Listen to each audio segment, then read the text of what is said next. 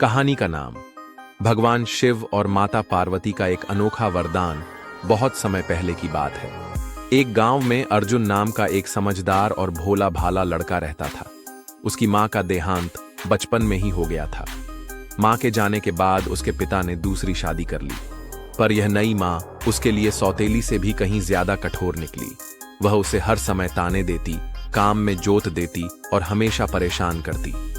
एक दिन उसकी सौतेली मां ने उसे बिना रस्सी दिए जंगल से लकड़ियां लाने भेज दिया। गर्मी, भूख और थकावट से परेशान अर्जुन जंगल में लकड़ियां बटोरने की कोशिश कर रहा था, पर गट्ठर बांधने के लिए उसके पास रस्सी नहीं थी। वह बार बार लकड़ियों के गट्ठर को बांधने की कोशिश करता, पर बिना रस्सी के वह बार बार बिखर जाता।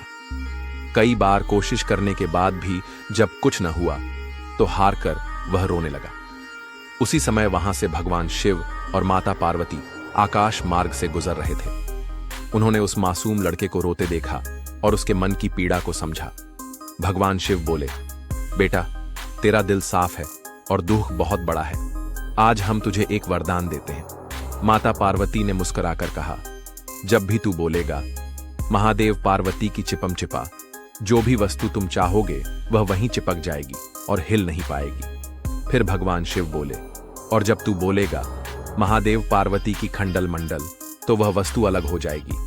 अर्जुन ने धन्यवाद दिया और लकड़ियां इकट्ठा करके बोला, महादेव पार्वती की चिपम चिपा, और सारा गट्ठर चिपक गया, जैसे किसी रस्सी से कसकर बंधा हो।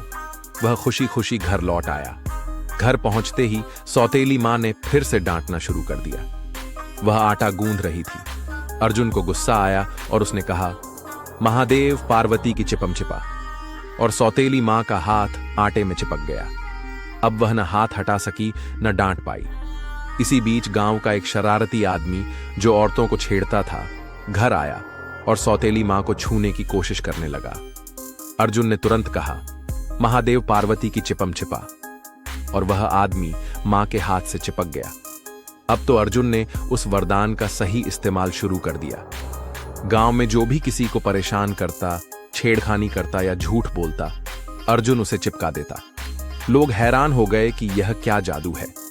जब उसके पिता गांव लौटे और देखा कि गांव के कई लोग एक दूसरे से चिपके हुए हैं, तो उन्होंने अर्जुन से सच्चाई पूछी। अर्जुन ने रोते हुए सब बताया, मां की कमी, सौतेली मां की बेरुखी और उसका दूहक। पिता की आंखों में आंसू आ गए।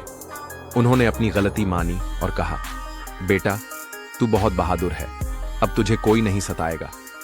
पिता की प्यार भरी बातों से प्रेरित होकर अर्जुन ने सभी को मुक्त करने का निर्णय लिया।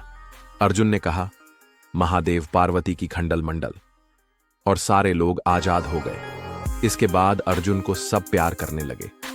वह गांव का सबसे समझदार और सम्मानित बालक बन गया और उसकी सौतेली मां भी बदल गई। अब वह उसे अपनापन और सच्चा स्नेह देने लगी। कहानी की सीख, सच्चे दिल से निकली पुकार भगवान तक पहुंचती है और अच्छाई का साथ कभी हारता नहीं।